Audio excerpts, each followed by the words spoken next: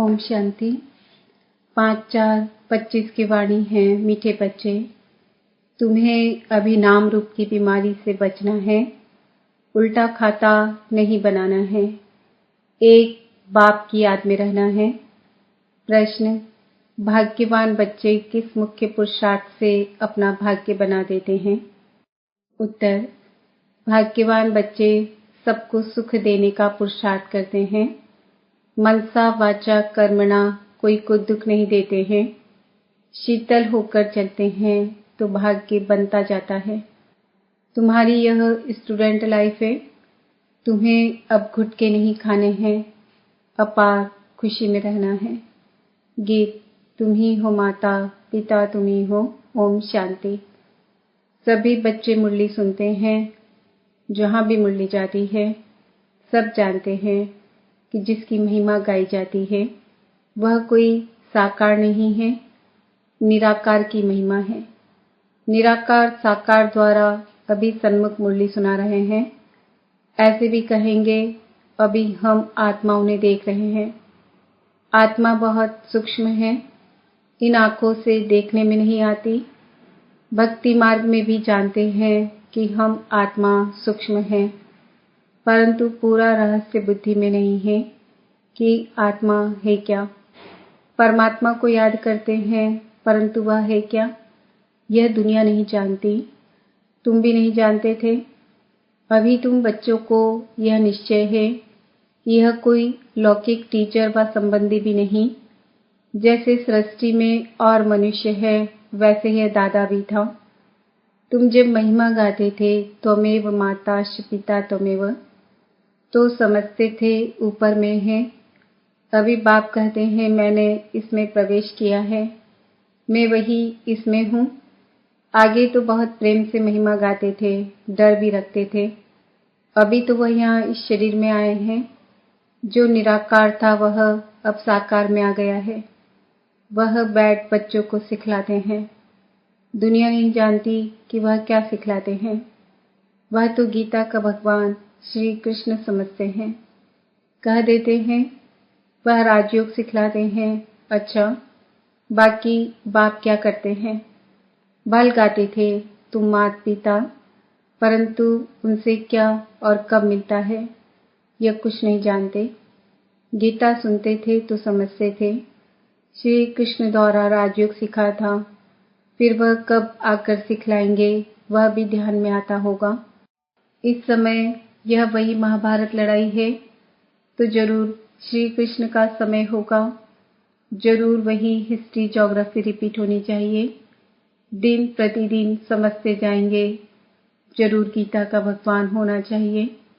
बरोबर महाभारत लड़ाई भी देखने में आती है। जरूर इस दुनिया का अंत होगा। दिखाते हैं पांडव पहाड़ पर चले गए, तो उनकी बुद्धि में यह आता होगा, बरोबर विनाश तो सामने खड़ा है, अब श्री कृष्ण है कहाँ? ढूंढते रहेंगे जब तक तुमसे सुने कि गीता का भगवान श्री कृष्ण नहीं शिव है। तुम्हारी बुद्धि में तो यह बात पक्की है, यह तुम कभी भूल नहीं सकते। कोई को भी तुम समझा सकते हो, गीता का भगवान श्री कृष्ण नहीं शिव है। दुनिया में तो कोई भी नहीं कहेगा सिवाय तुम बच्चों के। अब गीता का भगवान राजयोग सिखलाते थे, तो जरूर इससे सिद्ध होता है नर से नारायण बनाते थे।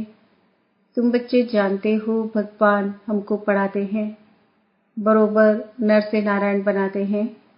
इन लक्ष्मी नारायण का स्वर्ग में राज्य था ना। अभी तो वह स्वर्ग भी नहीं है, तो नारायण भी नहीं है, देवताएं भी नहीं है। चित्र है जिससे समझते हैं यह होकर गए हैं। अभी तुम समझते हो इन्हों को कितने वर्ष हुए, तुमको पक्का मालूम है आज से 5000 वर्ष पहले इन्हों का राज्य था। अभी तो है अंत, लड़ाई भी सामने खड़ी है। जानते हो बाप हमको पढ़ा रहे हैं। सभी सेंटर्स में पढ़ते भी हैं तो पढ़ाते भी हैं। पढ़ाने की युक्ति बड़ी अच्छी है, चित्रों द्वारा समझानी अच्छी मिल सकेगी। मुख्य बात है गीता का भगवान शिव व श्री कृष्ण। फर्क तो बहुत है ना। सद्गति दाता, स्वर्ग की स्थापना करने वाला, अथवा आदि सनातन देवी देवता धर्म की फिर से स्थापना करने वाला शिव या श्री कृष्ण। मुख्य है ही 3 बातों का फैसला। इस पर ही बाबा जोर देते हैं। भल ओपिनियन लिख कर देते हैं कि यह बहुत अच्छा है, परंतु इससे कुछ भी फायदा नहीं। तुम्हारी जो मुख्य बात है उस पर जोर देना है। तुम्हारी जीत भी है इसमें। तुम सिद्ध कर बतलाते हो भगवान एक होता है। ऐसे नहीं कि गीता सुनाने वाले भी भगवान हो गए। भगवान ने इस राजयोग और ज्ञान द्वारा देवी देवता धर्म की स्थापना की। बाबा समझाते हैं बच्चों पर माया का वार होता रहता है। अभी तक कर्मातीत अवस्था को कोई ने पाया नहीं है। पुरुषार्थ करते करते अंत में तुम एक बाबा की याद में सदैव हर्षित रहेंगे। कोई मुरझाइश नहीं आएगी। अभी तो सिर पर पापों का बोझा बहुत है, वह याद से ही उतरेगा। बाप ने पुरुषार्थ की युक्तियां बतलाई है। याद से ही पाप कटते हैं। बहुत बुद्धू हैं जो याद में न रहने कारण फिर नाम रूप आदि में फंस पड़ते हैं। हर्षित मुख हो किसको ज्ञान समझाए वह भी मुश्किल है। आज किसको समझाया, कल फिर घुटका आने से खुशी गुम हो जाती है। समझना चाहिए यह माया का वार होता है, इसलिए पुरुषार्थ कर बाप को याद करना है। बाकी रोना पीटना व बेहाल नहीं होना है। समझना चाहिए माया जूता मारती है, इसलिए पुरुषार्थ कर बाप को याद करना है। बाप की याद से बहुत खुशी रहेगी। मुख से झट वाणी निकलेगी। पतित पावन बाप कहते हैं कि मुझे याद करो। मनुष्य तो एक भी नहीं जिसको रचता बाप का परिचय हो। मनुष्य होकर और बाप को न जाने तो जानवर से भी बदतर हुआ। गीता में श्री कृष्ण का नाम डाल दिया है तो बाप को याद कैसे करें? यही बड़ी भूल है जो तुमको समझानी है। गीता का भगवान शिव बाबा है, वही वर्षा देते हैं। मुक्ति जीवन मुक्ति दाता वह है और धर्म वालों की बुद्धि में बैठता नहीं। वह तो हिसाब किताब चुकत कर वापस चले जाएंगे। पिछाड़ी में थोड़ा परिचय मिला फिर भी जाएंगे अपने धर्म में। तुमको बाप समझाते हैं तुम देवता थे, अभी फिर बाप को याद करने से तुम देवता बन जाएंगे। विकर्म विनाश हो जाएंगे। फिर भी उल्टे सुल्टे धंधे कर लेते हैं। बाबा को लिखते हैं आज हमारी अवस्था मुरझाई हुई है, याद नहीं करेंगे तो जरूर मुरझाएंगे। यह है ही मुर्दों की दुनिया, सभी मरे पड़े हैं। तुम बाप के बने हो तो बाप का फरमान है मुझे याद करो तो विकर्म विनाश हो जाए। यह शरीर तो पुराना तमो प्रधान है, तब कुछ न कुछ होता रहेगा। जब तक बाप की याद में रह कर्मातीत अवस्था को पाए तब तक माया हिलाती रहेगी, किसको भी छोड़ेगी नहीं। जांच करते रहना चाहिए कि माया कैसे धक्का खिलाती है। भगवान हमको पढ़ाते हैं, यह भूलना क्यों चाहिए। आत्मा कहती है हमारा प्राणों से प्यारा वह बाप ही है। ऐसे बाप को फिर तुम भूलते क्यों हो। बाप धन देते हैं दान करने के लिए। प्रदर्शनी मेले में तुम बहुतों को दान कर सकते हो। आपे ही शौक से भागना चाहिए। अभी तो बाबा को ताकीद करनी पड़ती है, उमंग दिलाना पड़ता है। जाकर समझाओ, उसमें भी अच्छा समझा हुआ चाहिए। देह अभिमानी का तीर लगेगा नहीं। तलवारें भी अनेक प्रकार की होती है ना। तुम्हारी भी योग की तलवार बड़ी तीखी चाहिए। सर्विस का उल्लास चाहिए। बहुतों का जाकर कल्याण करें। बाप को याद करने की ऐसी प्रैक्टिस हो जाए जो पिछाड़ी में सिवाय बाप के और कोई याद ना पड़े, तब ही तुम राजाई पद पाएंगे। अंतकाल जो अलफ को सिमरे और फिर नारायण को सिमरे। बाप और नारायण ही याद करना है, परंतु माया कम नहीं है। कच्चे तो एकदम ढेर हो पड़ते हैं। उल्टे कर्मों का खाता तब बनता है जब किसी के नाम रूप में फंस पड़ते हैं। एक दो को प्राइवेट चिट्ठियां लिखते हैं, देहधारियों से प्रीत हो जाती है तो उल्टे कर्मों का खाता बन जाता है। बाबा के पास समाचार आते हैं, उल्टा सुल्टा काम कर फिर कहते हैं बाबा हो गया। अरे खाता उल्टा तो हो गया ना, यह शरीर तो पलित है, उनको तुम याद क्यों करते हो? बाप कहते हैं मुझे याद करो तो सदैव खुशी रहे। आज खुशी में हैं, कल फिर मुर्दे बन पड़ते हैं। जन्म जन्मांतर नाम रूप में फंसते आते हैं ना। स्वर्ग में यह बीमारी नाम रूप की होती नहीं, वहां तो मोहजित कुटुंब होता है। जानते हैं हम आत्मा हैं, शरीर नहीं। वह है ही आत्म अभिमानी दुनिया, यहाँ है देह अभिमानी दुनिया। फिर आधा कल्प तुम देही अभिमानी बन जाते हो।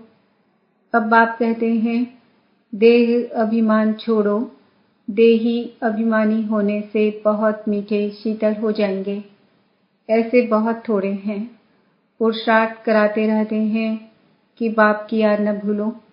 बाप फरमान करते हैं मुझे याद करो, चार्ट रखो, परंतु माया चार्ट भी रखने नहीं देती। ऐसे मीठे बाप को तो कितना याद करना चाहिए। यह तो पतियों का पति, बापों का बाप है ना। बाप को याद कर और फिर दूसरों को भी आप समान बनाने का पुरुषार्थ करना है। इसमें दिलचस्पी बहुत अच्छी रखनी चाहिए। सर्विसेबल बच्चों को तो बाप नौकरी से छुड़ा देते हैं। सरकमस्टांस देख कहेंगे अब इस धंधे में लग जाओ। एम ऑब्जेक्ट तो सामने खड़ी है। भक्ति मार्ग में भी चित्रों के आगे याद में बैठते हैं ना। तुमको तो सिर्फ आत्मा समझ परमात्मा बाप को याद करना है। विचित्र बन विचित्र बाप को याद करना है, यह मेहनत है। विश्व का मालिक बनना कोई मासी का घर नहीं है। बाप कहते हैं मैं विश्व का मालिक नहीं बनता हूँ, तुमको बनाता हूँ। कितना माथा मारना पड़ता है। सपूत बच्चों को तो आप ही ओना लगा रहेगा, छुट्टी लेकर भी सर्विस में लग जाना चाहिए। कई बच्चों को बंधन भी है, मोह भी रहता है। बाप कहते हैं तुम्हारी सब बीमारियां बाहर निकलेंगी, तुम बाप को याद करते रहो। माया तुमको हटाने की कोशिश करती है, याद ही मुख्य है। रचता और रचना के आदि मध्य अंत का ज्ञान मिला, बाकी और क्या चाहिए। भाग्यवान बच्चे सबको सुख देने का पुरुषार्थ करते हैं। मनसा वाचा कर्मणा किसी को दुख नहीं देते हैं। शीतल होकर चलते हैं तो भाग्य बनता जाता है। अगर कोई नहीं समझते हैं तो समझा जाता है इनके भाग्य में नहीं है। जिनके भाग्य में है वह अच्छी रीति सुनते हैं। अनुभव भी सुनाते हैं ना, क्या क्या करते थे अब मालूम पड़ा है। जो कुछ किया उससे दुर्गति ही हुई। सदगति को तब पाए जब बाप को याद करें। बहुत मुश्किल कोई घंटा आधा घंटा याद करते होंगे, नहीं तो गुटखा खाते रहते हैं। बाप कहते हैं आधा कल्प गुटखा खाया, अब बाप मिला है। स्टूडेंट लाइफ है तो खुशी होनी चाहिए ना, परंतु बाप को घड़ी घड़ी भूल जाते हैं। बाप कहते हैं तुम कर्म योगी हो, वह धंधा आदि तो करना ही है, नींद भी कम करना अच्छा है। याद से कमाई होगी, खुशी भी रहेगी। याद में बैठना जरूरी है। दिन में तो फुर्सत नहीं मिलती है, इसलिए रात को समय निकालना चाहिए। याद से बहुत खुशी रहेगी। किसको बंधन है तो कह सकते हैं हमको तो बाप से वर्षा लेना है, इसमें कोई रोक नहीं सकता। सिर्फ गवर्नमेंट को जाए समझाओ कि विनाश सामने खड़ा है। बाप कहते हैं मुझे याद करो तो विकर्म विनाश होंगे और यह अंतिम जन्म तो पवित्र रहना है, इसलिए हम पवित्र बनते हैं। परंतु कहेंगे वह जिनको ज्ञान की मस्ती होगी। ऐसे नहीं कि यहाँ आकर फिर देहधारी को याद करते रहें। देह अभिमान में आकर लड़ना झगड़ना जैसे क्रोध का भूत हो जाता है। बाबा क्रोध करने वाले की तरफ कभी देखते भी नहीं, सर्विस करने वालों से प्यार होता है। देह अभिमान की चलन दिखाई पड़ती है। गुलगुल तब बनेंगे जब बाप को याद करेंगे। मूल बात है यह, एक दो को देखते बाप को याद करना है। सर्विस में तो हड्डियां देनी चाहिए। ब्राह्मणों को आपस में शीरखंड होना चाहिए, लून पानी नहीं होना चाहिए। समझ न होने के कारण एक दो से नफरत, बाप से भी नफरत लाते रहते हैं। ऐसे क्या पद पाएंगे? तुमको साक्षात्कार होंगे, फिर उस समय स्मृति आएगी, यह हमने गफलत की। बाप फिर कह देते हैं तकदीर में नहीं है तो क्या कर सकते हैं। अच्छा, मीठे मीठे फिकिल दे बच्चों प्रति मात पिता बाप दादा का याद प्यार और गुड मॉर्निंग। रूहानी बाप की रूहानी बच्चों को नमस्ते। हम रूहानी बच्चों की रूहानी मात पिता बाप दादा को याद प्यार गुड मॉर्निंग नमस्ते ओम शांति। धारणा के लिए मुख्य सार। निर्बंधन बनने के लिए ज्ञान की मस्ती हो, देह अभिमान की चलन न हो, आपस में लून पानी होने के संस्कार न हो, देहधारियों से प्यार है तो बंधन मुक्त हो नहीं सकते। कर्म योगी बनकर रहना है, याद में बैठना जरूर है।